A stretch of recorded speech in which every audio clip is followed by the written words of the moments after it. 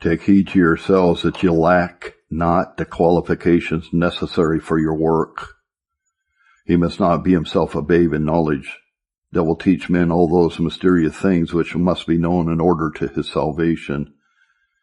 Oh, what qualifications are necessary for a man who has such a charge upon him as we have! How many difficulties in divinity to be solved, and these too about the fundamental principles of religion. How many obscure texts of Scripture to be expounded, how many duties to be performed, wherein ourselves and others may miscarry, if in the matter and manner and in we be not well informed.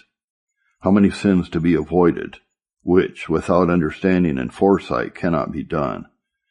What a number of sly and subtle temptations must we open to our people's eyes, that they may escape them.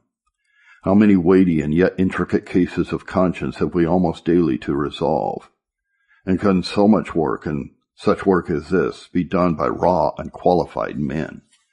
Oh, what strongholds have we to batter, and how many of them?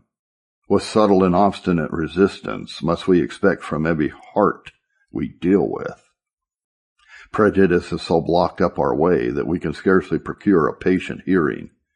We cannot make a breach in their groundless hopes and carnal peace, but they have 20 shifts and seeming reasons to make it up again, and 20 enemies that are seeming friends are ready to help them.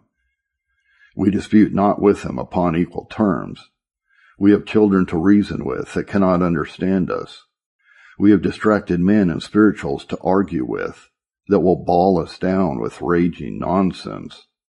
We have willful, unreasonable people to deal with, who, when they are silenced, are never the more convinced, and who, when they can give you no reason, will give you their resolution. Like the man that Salvian had to deal with, who being resolved to devour a poor man's substance, and being entreated by him to forbear, replied, he could not grant his request, for he had made a vow to take it. So that the preacher, by reason of this most religious evil deed, was fain to depart.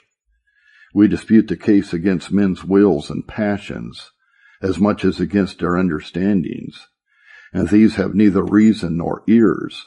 Our best arguments are, I will not believe you, nor all the preachers in the world in such things.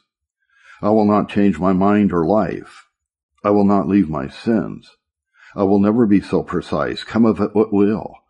We have not one but multitudes of raging passions and contradicting enemies to dispute against at once. Whenever we go about the conversion of a sinner, as if a man were to dispute an affair or a tumult, or in the midst of a crowd of violent scolds.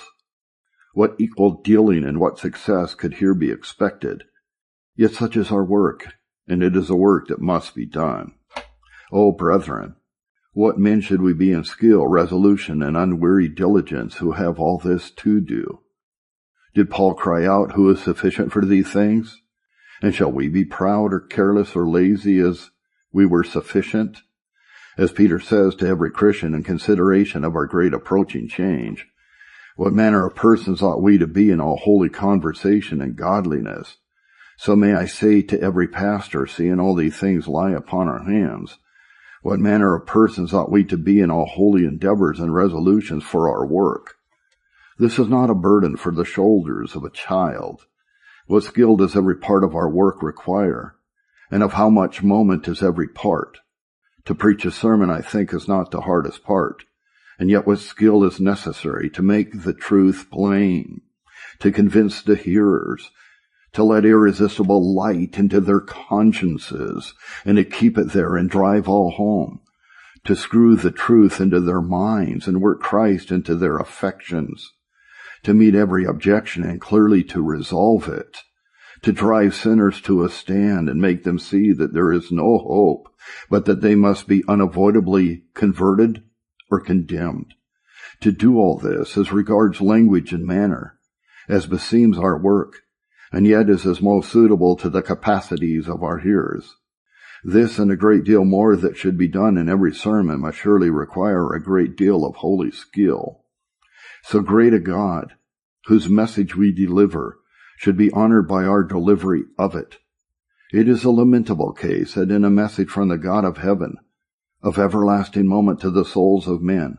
We should behave ourselves so weakly, so unhandsomely, so imprudently, or so slightly, that the whole business should miscarry in our hands, and God should be dishonored, and his work disgraced, and sinners rather hardened than converted, and all this through our weakness or neglect.